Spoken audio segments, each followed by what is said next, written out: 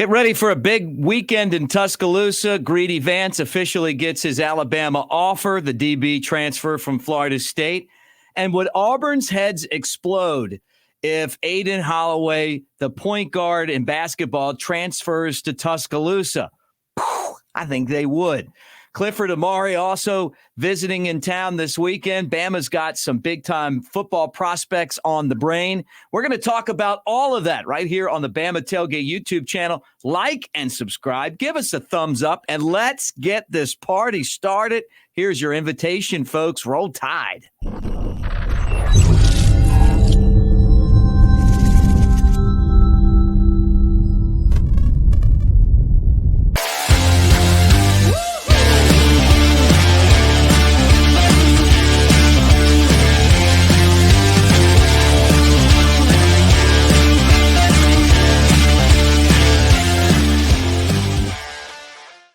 All right, there he is, my main man, Mr. Brett Elmore from the Brett Elmore Show, WJLX Radio in Jasper. I'm Mick Gillispie, at Broadcaster Mick, at Brett Elmore Show. But you guys know him as Big Sexy Elmo. What's up, man?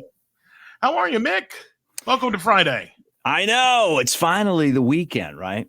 Everybody's working for the weekend. That's right. Did you know that? Everybody's working for the weekend, and we're finally here. And maybe some great news coming this weekend. Yeah, right. I think there is. Well, let's start right here. Kalen DeBoer was on the next round yesterday with our friends Lance Taylor and Jim Dunaway and Ryan Brown. And DeBoer has been fantastic, by the way. I love the fact that the guy's out there, and even though he's Alabama's coach, he still finds time to talk to the local media, and he's a fantastic speaker. He talked about the transfer portal and what they expect, and he said that it's as much about culture as anything. He wants the guys that come in to be the right fit. He doesn't want people transferring out because they're trying to get someone to transfer in. The guy's been brilliant. I thought that was a really intelligent thing to say. And one guy that has an opportunity to do that, I think is going to do that, is Greedy Vance Jr., who's a DB transfer from Florida State. Bama has a desperate need in this area, and Vance got the offer. I think he's coming. I think so too. 5'11", 170 pounder. We talked about this the other day. I think when he hit the portal, this would be a guy that could really benefit our team, especially at DB, which is an area of concern because of the youth there. And he would be a guy that could come in, offer some experience and leadership, and I think he's, I think he's coming too. Yeah, so we'll find out, but look for something to happen with him sometime soon, right? Now, the other thing I wanted to get into, Brett, was just like I mentioned it yesterday. We talked about transferring and how it's kind of crazy that a guy would transfer from Alabama football to Auburn, which we saw. But how about a guy transferring from Auburn basketball to Alabama? Aden Halloway, a point guard. He would be a good fit for Alabama, the way that the Tide likes to shoot threes. But, I mean, can you imagine the reaction from Auburn fans if this really happens? And I guess I just started to really think about it, and I'm like, man, that would be crazy. I think he's coming. I think he's another guy, like we mentioned the other day, one of the best shooters in the country coming out of high school. And I just it didn't translate to Bruce Pearl's system and right. Auburn, and I just think maybe a change of scenery and someone like a Nate Oates, that may be the right scenery for him. Yeah, we'll find out. But you got the gut feeling that it's going to happen, right? And that's interesting. That's interesting too. I mean, because Bama, I don't know why, but every program is dealing with these basketball players that are leaving, and it's really you're leaving for no reason. You're in a good spot, and you should just stay there, and you understand the system and the culture. But every program's dealing with it. Alabama's got to add some more guys to the roster. I guess to them, it's just another jersey that they put on, but Alabama needs somebody that can shoot, and Halloway can do that. Unfortunately, it's all about the money. Yep. We talked about this guy, Clifford Omoruyi. transfer from Rutgers. I think he's another guy that Alabama really has their sights set on. And depending on how things go, he would be a great fit. Shot blocker, we're kind of getting into that. But it almost feels like Halloway and Amari are going to be the next two guys to join that basketball program. Feel like it, like we mentioned, Omari. He's one of those rim rattlers. I like to call him, big guy underneath, and that's something we need. If we can't get it a 6'11" one, let's get a 7'2" one or something. Yeah, right. Let's do it. Well, we were talking off air, and you were really excited about some of the visitors that are coming to Tuscaloosa and a couple targets that Kalen DeBoer and his staff are going after right now. Yeah, Alabama has offered a 2025 guy, defensive lineman Floyd Bocard. He played at Mobile Christian last season. Oh, wow. Ronnie Cottrell. Ronnie Cottrell. Yeah, Ronnie Cottrell's team. He's coaching high school football there at the private level at Mobile Christian. And Bocard, though, is transferring to play his senior year down in Miami, I believe. Oh, wow. But anyway, they've offered him. He's a good looking player on the defensive line. And then, we've talked about these guys from Georgia coming over and taking, visits and committing and all kind of other things. And now we've got a guy that has actually committed to Georgia. Has Kirby lost his edge? Georgia 4-star linebacker commit Jaden Perlette will officially visit Alabama in June. It's it's a culture right now of guys that are, trying to find a place. You don't know how long they're going to stay. Kirby came from the Nick Saban coaching tree. He's going to have a successful team this year.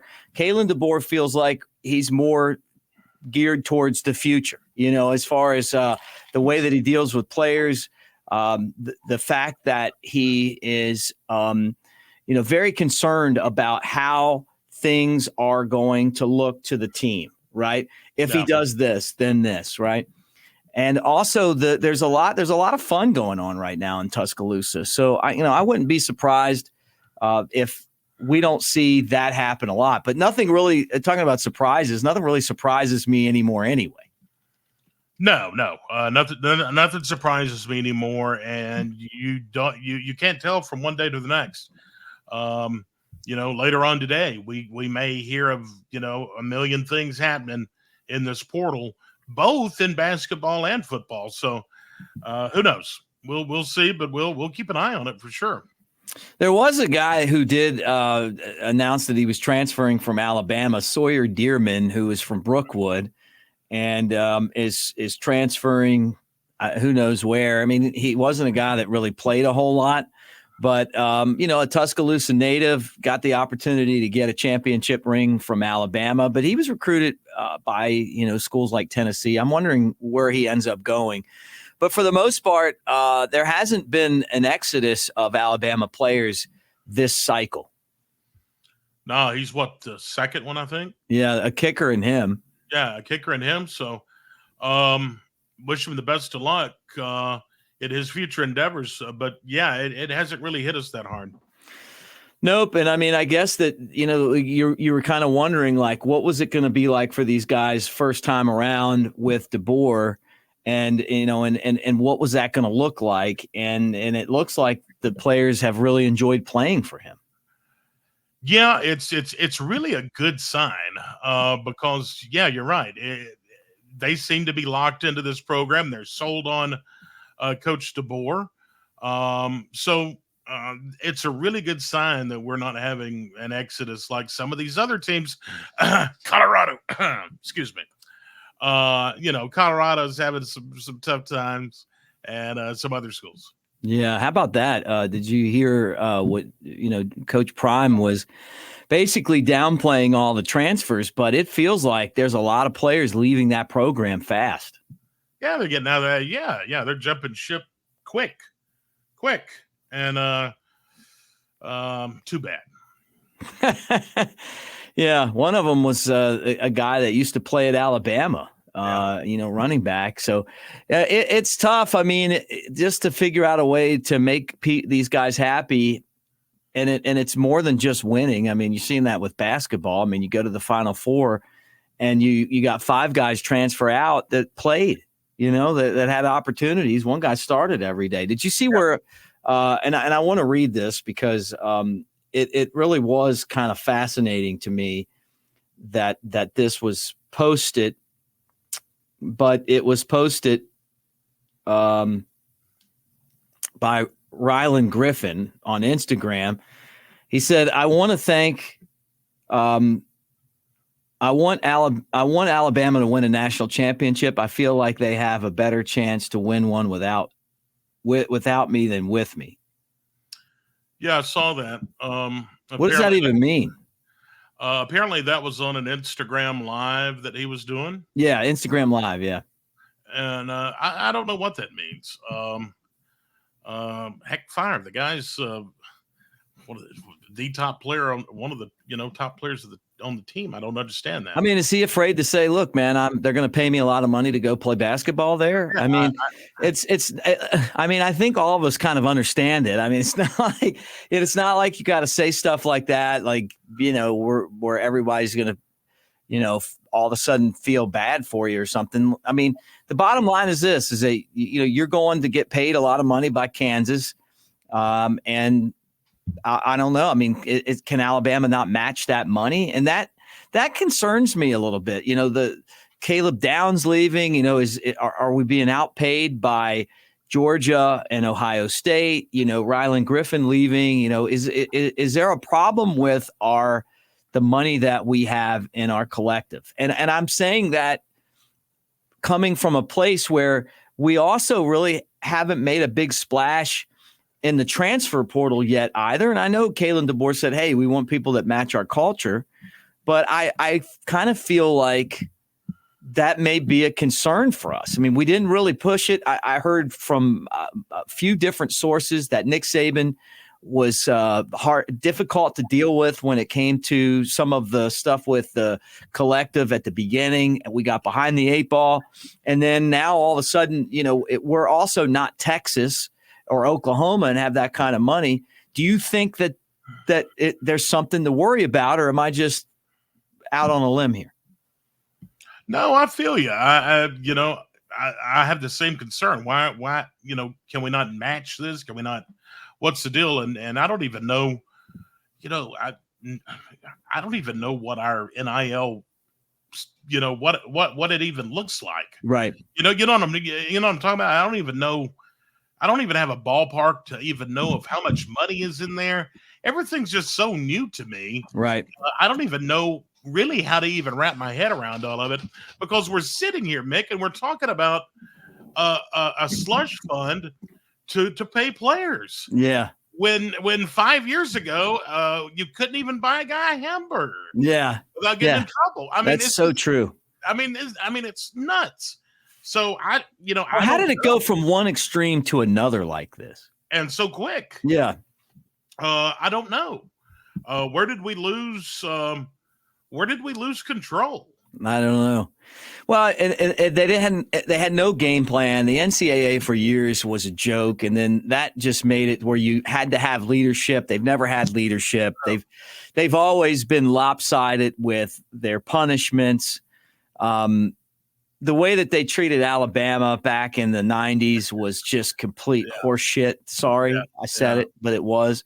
The people in charge there were idiots, and it just was just that way. And then all of a sudden this happened. They had no game plan. They had no way of, trying to figure out how to do this in a way that made sense. And now it's awful. It's awful. And we were shielded from it by Nick Saban because kids would wanted to come and play for him because they realized that there is something more important than just the money. And it was the opportunity to learn from the greatest to ever do it. Well, we don't get the Saban discount anymore. And so we're going to have to build that NIL. I was looking at the championship rings and I'm like, why not sell the same exact ring, but a fan version of it for like $3,000. And everybody that wants to buy one buys one. They cost really $500 to make, but people would pay that and put it in the NIL. They've got to be creative in the way that they do things to make money. And Alabama has never been good at that. I mean, I'm sorry. I mean, if it wasn't Mal Moore, shaking the trees for cash, it was just, charging us a tax to buy the tickets, to have season tickets. And then on top of that, we got, a whole slate of crappy games every other year, right? So that's changed now. But we waste money on concessions. We could do better in marketing. There's a lot of things that could improve that could help you in the NIL game, right? Even though they're not supposed to go together. Let's be realistic here. There's no rules, so they could go together. well, two things. Nick Saban, I think we got behind on all that, but he must be a master marketer too, because he did have the Nick Saban barbecue sauce to benefit Nick's kids. Yeah. You could do that with NIL. You do like a world of different things. Yeah, NIL. right. Hey, what? No, I was going to say, final thought before we get off here. I want your opinion on some of these people that have gone after Nick Saban for going to game day. It's like, yeah, idiots. But finish your thought though. My second thought is the NIL deal, and I've said it before. It's a good thing. I'm not against the NIL. I'm against the way we're paying mega money. It wasn't designed for that. Like I've said over and over again, and it's our fault as a system because what the NCAA had became Pandora's box, and then they didn't know how to control anything, and now that's where we are. Right. So as far as them going after Nick Saban, that was what's his name? Goodman from AL.com, I think. Joe Goodman put out an opinion piece, and about the ethical dilemma for ESPN and Nick Saban and all this, and Saban still recruiting players. Basically, he's talking to them outside Denny Chimes at A-Days, talking to them on the sidelines before the game, and now he's got to be impartial as a broadcaster. Phooey. He's our guy. Hey, listen, if Nick Saban's on television and it helps Alabama recruit, roll Tide. Yeah. And I would yell the other roll Tide, RMFT, but I'm not going to today because I already said the S word one time. Yeah, that's right. All right, guys, that does it for the show. Thanks for hanging out with us. We'll keep an eye on everything going on this weekend. Like and subscribe. Don't forget that we're brought to you by Pearl River Resort over there in Choctaw, Mississippi. Talking about great people and a lot of fun. Dancing Rabbit Golf Course is the Augusta that you can play. You've got table games and slots. They're a fun time. You've also got the Timeout Sports Lounge, sports book, where you can bet on games legally. It's like Vegas over there, hour and a half from Tuscaloosa, 2 hours from Birmingham. And then the concert series. We're celebrating 30 years of Pearl River, Golden Moon Casino, and Silver Star. And you talk about some great acts, Boys to Men. I'll be there 3rd of July for that 4th of July weekend with Big Elmo. Maybe another special guest. We'll see.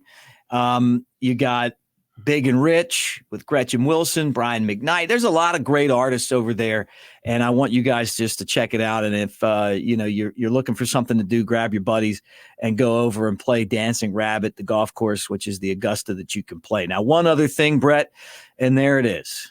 There you are, right there, the Brett Elmore Show. That's right, Mick. I feel like I'm on Hollywood Squares right now. Hey, Mick. There too. Yeah, join me in the morning, 6 till 10, WJLX 1015.com. You can stream us there on the website, all the major apps, iHeart, iTunes, whatever you want to do. Alexa, play WJLX, and they'll do it. So join me in the morning, 6 till 10. We have a great time. All right, guys, roll Tide.